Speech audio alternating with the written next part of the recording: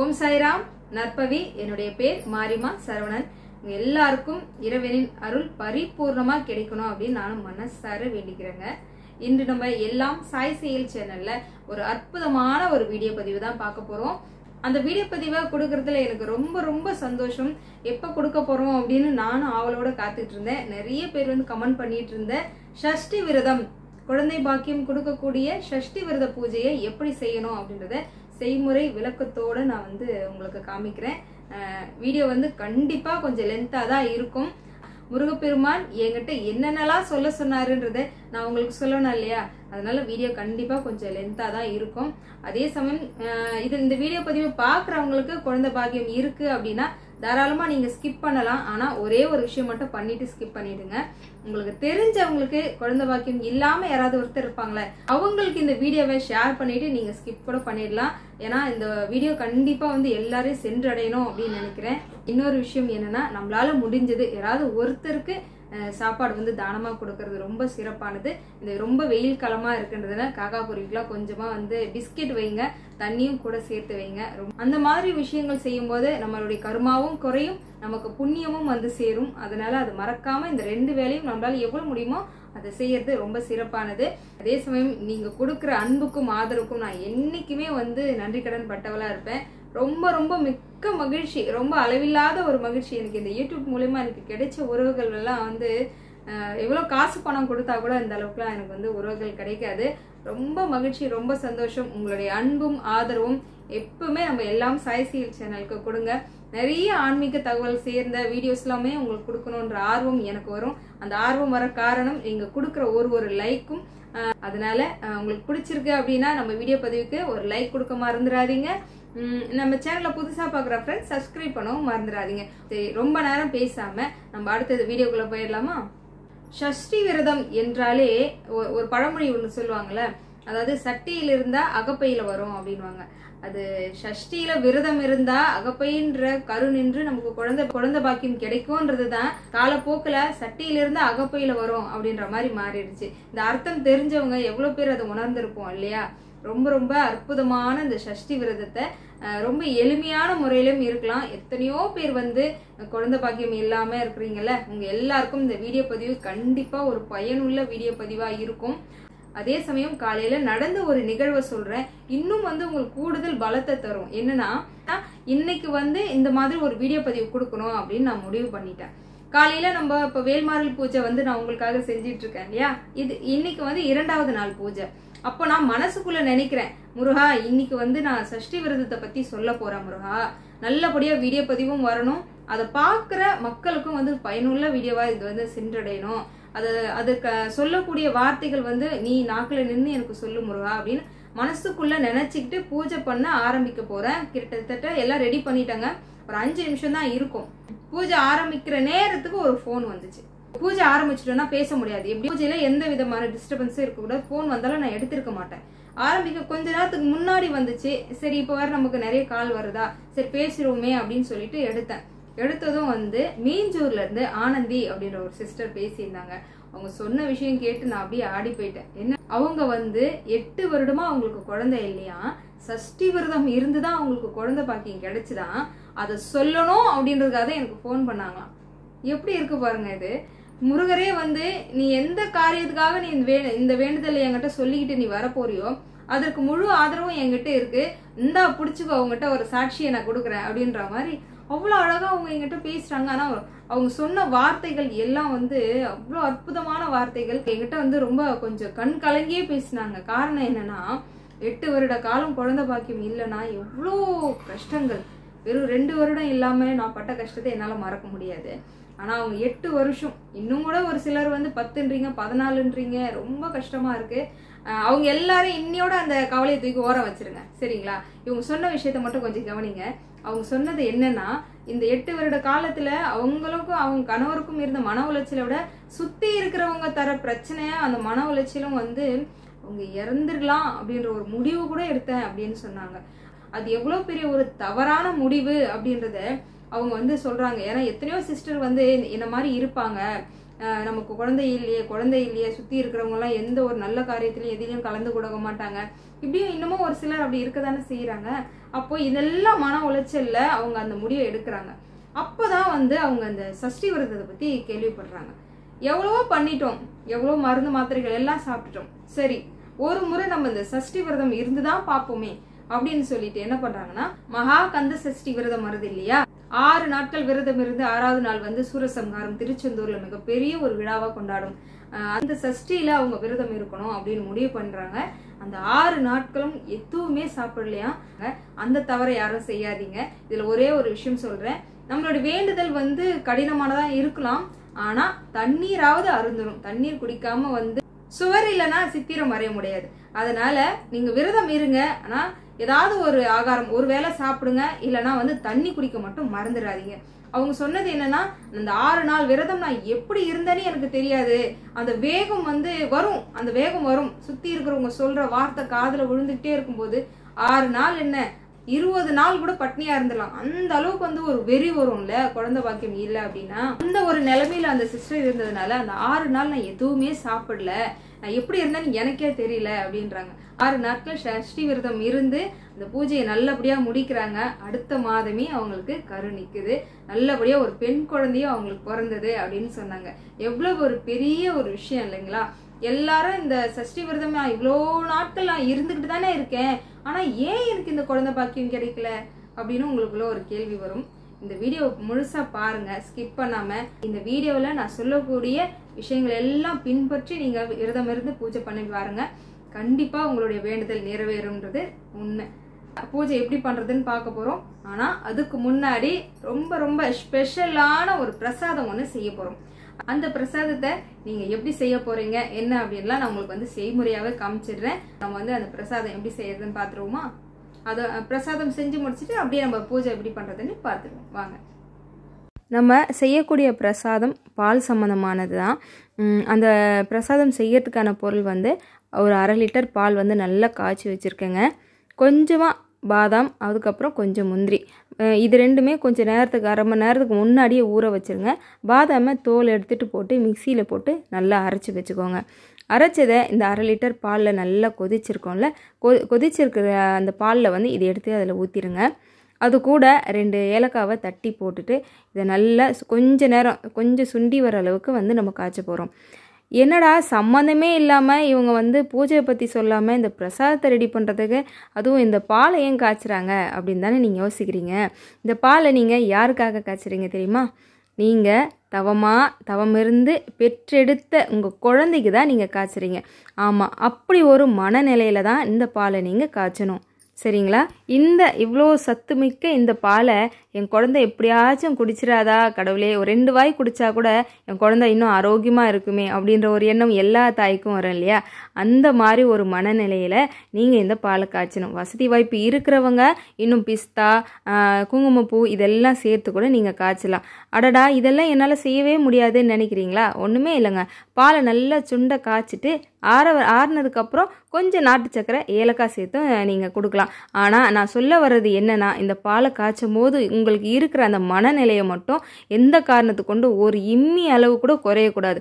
உங்களுடைய குழந்தைக்கு நீங்கள் பால் காய்ச்சினா எந்த அளவுக்கு முழு ஈடுபாடோடு நீங்கள் அதை செய்வீங்களோ அந்த மாதிரி ஒரு ஈடுபாடோடு தான் இந்த பால் பிரசாதத்தை நீங்கள் ரெடி பண்ணணும், சரிங்களா. இப்போ நமக்கு சூப்பராக பிரசாதம் ரெடி. பூஜைக்கு என்னென்ன தேவைன்றதை பார்த்துருவோமா. இப்போ நான் பூஜை பண்ணுற வீடியோவுக்காக வெளியே வச்சு காமிக்கிறேன். அதனால் ரொம்ப எளிமையான முறை தான். ஒரே ஒரு தீபம் தான் ஏற்ற போகிறோம். அந்த ஒரு தீபம் நெய் தீபம் ஏற்ற போகிறோம். முருகருடைய படம் இல்லாத வீடே இருக்காது. அதனால் அதுவும் வள்ளி தேவயானையோடு இருக்கிற குடும்ப சமேதராக இருக்கிற படங்க இருந்தால் ரொம்ப விசேஷம்னு சொல்லுவாங்க. அதனால் இல்லைனாலும் பரவாயில்லைங்க, அதுக்காக ஒரு கமெண்ட் போடாதீங்க, அடரா எங்கள் வீட்டில் இல்லையே அப்படின்னு. இந்த மாதிரி படம் இருந்தால் சிறப்பானதுன்னு சொல்ல வரேன், சரிங்களா. வேல் வைத்தும் வழிபாடு செய்யலாமா அப்படின்னு கேட்பீங்க. இருக்கு அப்படின்னா வைங்க, அப்படி இல்லைனாலும் நான் வேல் இருக்கிற மாதிரி இந்த மாதிரி படம் வரைஞ்சி வச்சுருக்கேன் இல்லையா, இந்த மாதிரி படம் நீங்கள் வச்சுருக்கீங்கனாலும் இந்த பூஜையில் கலந்துக்கலாம், ஒன்றுமே பிரச்சனை இல்லைங்க. அதை தாண்டி இல்லைங்க எங்கள் வீட்டில் வேல் இருக்குது அப்படின்னு நினைக்கிறீங்களா, அந்த வேலையுமே இந்த பூஜையில் அப்படியே கலந்துக்கலாம். அதே சமயம் வேலை எப்படி வைக்கிறது அப்படின்னு சொல்லி கேட்டுட்டு இருந்தாங்க. அவங்களுக்கு நான் என்ன சொல்ல விரும்புகிறேன் அப்படின்னா, நான் என்னுடைய வீட்டில் கீழே ஒரு பித்தளை தட்டு வச்சுருப்பேன். அந்த தட்டுக்கு மேலே ஒரு சிவப்பு துணியை விரித்து அதுக்கு மேலே கொஞ்சம் பச்சரிசி, அதோட 6 ரூபாய் நாணயம் வந்து வச்சுருப்பேன். அதற்கு மேலே வேலை நிறுத்துறது என்னுடைய வழக்கம். இதே போல் நீங்களும் வைக்கிறது ரொம்ப சிறப்பானது. சரிங்களா? பூஜைக்கு தேவையானது இதுதான். இவ்வளவுமே எல்லாமே நம்ம ரெடி பண்ணிட்டோம். இது வந்து வளர்பிறை சஷ்டி, தேய்பிறை சஷ்டி எந்த நாள்னாலும் நம்ம இதே முறையில் நம்ம கடைப்பிடிச்சிக்கலாங்க. அதோட இந்த பூஜையை எந்த நேரத்தில் செய்கிறது அப்படின்ற கண்டிப்பாக ஒரு கேள்வி வரும். முடிஞ்சவரை காலையில் முடிச்சிருங்க. ஏன்னா ஒரு சிலர் வேலைக்கு போகிறவங்களாம் இருப்பீங்க இல்லையா? அதனால் காலையில் நீங்கள் ஒரு 6 to 7 மணி வரைக்கும் கூட நீங்கள் டைம் எடுத்துக்கோங்க. ஏன்னா நமக்கு வந்து ரொம்ப பெரிய விஷயம் இல்லை, ஒரு பால் மட்டும் தான் நம்ம ரெடி பண்ண போகிறோம். அதோட வீட்டில் இருந்து பூ வச்சு பூஜை பண்ணியே முடிச்சிட போகிறோம். அதோட தீபம் ஏற்றிடுவோமா? தீபம் ஏற்றும் போது உங்களுக்கு ஒரு முக்கியமான ஒரு விஷயம் சொல்லணும்னு நினைக்கிறேங்க. என்ன அப்படின்னா, நம்ம இப்போ 6 தீபம்லாம் ஏற்றலை, ஒரு தீபம் தான் ஏற்றுறோம். அந்த ஒரு தீபமும் நெய் தீபம் தான் ஏற்ற போகிறோங்க. ரொம்ப ரொம்ப முக்கியமான விஷயங்க. ஏன்னா இந்த ஒரு நெய் தீபமானது சகல நன்மையை நமக்கு உண்டாக்கி தரும். நம்ம கேட்குற வரத்தை நமக்கு வாங்கி தர ஒரு சக்தி வந்து இந்த நெய் தீபத்துக்கு இருக்குது. அதே சமயம் இந்த பூஜையை நீங்கள் முதல் முறையே ஆரம்பிக்க போகிறீங்க சஷ்டியில் அப்படின்னா, இந்த பூஜை செய்கிறதுக்கு முதல் நாளே கண்டிப்பாக நீங்கள் வந்து ஒரு பிள்ளையார் கோயிலுக்கு போகணும். பிள்ளையார் கோயிலுக்கு போயிட்டு மனசார பிள்ளையாரை வேண்டிக்கிட்டு அவருக்கு 2 நெய் தீபம் ஏற்றணும். அதுவும் நான் சொல்கிறேன் கேளுங்க, அங்கே கடையில் விற்கிற அந்த நெய் தீபம்லாம் ஏற்றக்கூடாது. நம்ம வந்து இது முக்கியமான ஒரு பூஜைன்றதுனால கண்டிப்பாக சிரமம் பார்க்காம நம்ம வீட்டிலேருந்து நெய் கொண்டு போங்க. கொண்டு போய் பிள்ளையாருக்கு 2 நெய் தீபம் போட்டு மனசார வேண்டிக்கோங்க. முதல்ல நீங்கள் சங்கல்பம் எடுக்க போகிறீங்கல்ல, நான் சஷ்டியில் இந்த மாதிரி பூஜை பண்ண போகிறேன், என்னுடைய வேண்டுதல் கை கூடி வரணும் பிள்ளையாரப்பா அப்படின்னு சொல்லிட்டு, முடிஞ்ச வரைக்கும் உங்கள் வீட்டுக்கு பக்கத்தில் கோவில் இருக்குன்னா கண்டிப்பாக போயிட்டு வந்துடுங்க. ரொம்ப சிறப்பானது. அப்படி எங்கள் வீட்டுக்கு பக்கத்தில் கோவிலே கிடையாதுமா, பிள்ளையார் கோவில் இல்லை அப்படின்ற பட்சத்தில் நம்ம வீட்டில் வந்து பிள்ளையார் வச்சு வழிபாடு செய்வோம்ல, அவருக்கு 2 நெய் தீபம் போட்டுட்டு நீங்கள் இந்த பூஜை ஆரம்பிங்க. இந்த பூஜைன்னு இல்லைங்க, எந்த பூஜையாக இருந்தாலும் நீங்கள் பிள்ளையாருக்கு 2 நெய் தீபம் போட்டுட்டு நீங்கள் அந்த சங்கல்பம் வச்சு பாருங்களேன், அந்த வேண்டுதல் வந்து 100% வந்து நிறைவேறுங்க. இது ரொம்ப ரொம்ப சத்தியமான ஒரு உண்மை. அது மட்டும் இல்லாமல் இப்போ நீங்கள் ஒரு வேண்டுதல் வைக்கிறீங்கன்னா அந்த வேண்டுதல் நிறைவேறினதுக்கப்புறம் திரும்பவும் 2 நெய் தீபம் பிள்ளையாருக்கு ஏற்றி பாருங்கள், கண்டிப்பாக எல்லாமே வெற்றி தான். நெய் தீபம் என்பது அவ்வளவு மகத்துவம் வாய்ந்த ஒரு தீபங்க.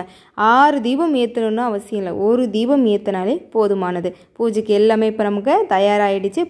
பூஜையை ஆரம்பிக்கிறதுக்கு முன்னாடி இப்பவும் வழக்கம் போல் 2 பூ எடுத்து கையில் வச்சுக்கோங்க. பிள்ளையார மனமுருக வேண்டிக்கோங்க. பிள்ளையாரப்பா, நான் சஷ்டி விரதம் இருக்க போகிறேன், இந்த விரதத்தில் எனக்கு எல்லா நலங்களும் கிடைக்கணும், நான் வேண்டிய வரம் எனக்கு கிடைக்க உங்களுடைய அருளாசி வேணும் அப்படின்னு பிள்ளையார மனமுருக வேண்டிக்கோங்க. அதோட உங்கள் குலதெய்வத்தையும் வேண்டிக்கிட்டு, முருகா நீயா பார்த்து எனக்கு எது சரி எது நல்லதுன்னு உனக்கு தெரியும், நீ என்ன கொடுத்தாலும் நான் வாங்கிக்க நான் தயாராக இருக்கேன் அப்படின்னு சொல்லி முருகப்பெருமான்கிட்ட வேண்டிக்கிட்டு, முக்கியமாக படிக்க வேண்டிய ஒரு திருப்புகழ், இந்த திருப்புகழை நீங்கள் கட்டாயம் படிக்க வேண்டுங்க. செகமாயை என ஆரம்பிக்கிற இந்த திருப்புகழை கட்டாயம் படிக்கணும். காலை மாலை 2 வேளையும் படிக்கிறது மிக மிக சிறப்பானது. யூடியூப்பில் இல்லை கூகுளில் பார்த்து அழகாக எழுதி வச்சு மனப்பாடம் பண்ணிக்கோங்க. இந்த பாடலை படித்து முடிச்சுட்டு நம்ம தீபாராதனையை காமிச்சிட்டு நம்ம வச்சிருக்கிற பிரசாதம் இருக்கு இல்லையா, அந்த பிரசாதத்தை நெய்வேத்தியமாக முருகருக்கு படைச்சிடணும். படைச்ச இந்த நெய்வேத்தியத்தை கணவன் மனைவி இவங்க 2 பேர் கண்டிப்பாக இதை கட்டாயம் சாப்பிட்டே ஆகணுங்க. ஆனால் மீதி இருக்கிற பால் இருக்குல்ல, அது என்ன பண்ணணும் அப்படின்னு நான் சொல்கிறேன் இருங்க. பூஜையை ரொம்ப நிறைவாக மனசுக்கு திருப்தியாக இந்த பூஜையை நல்லபடியாக முடியுங்க. மாதம் வருகின்ற வளர்பிறை சஷ்டி, தேய்பிறை சஷ்டி, இந்த 2 சஷ்டி திதியிலுமே வந்து நீங்கள் விரதம் இருந்து பூஜை செய்யலாம். விரதம் எப்படி இருக்கணும் அப்படின்னா, உங்களால் முடியும் அப்படின்னா அன்று முழுதும் உபவாசமாக இருந்து மாலை பூஜையெல்லாம் முடிச்சுட்டு நீங்கள் வந்து சாப்பிட்டுக்கலாம்.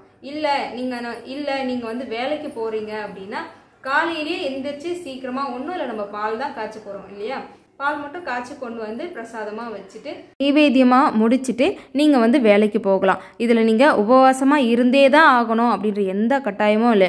முருகன் உங்களுக்கு எப்போ எந்த நேரத்தில் என்ன தரணும்னு அவருக்கு தெரியும். நீங்கள் பண்ண வேண்டியதெல்லாம் சஷ்டி தோறும் ஒரு நெய் தீபம் ஏற்றி இந்த பால் காய்ச்சி பிரசாதமாக படைச்சிட்டு நான் சொன்ன அந்த திருப்புகழை கட்டாயம் படிக்கணும்.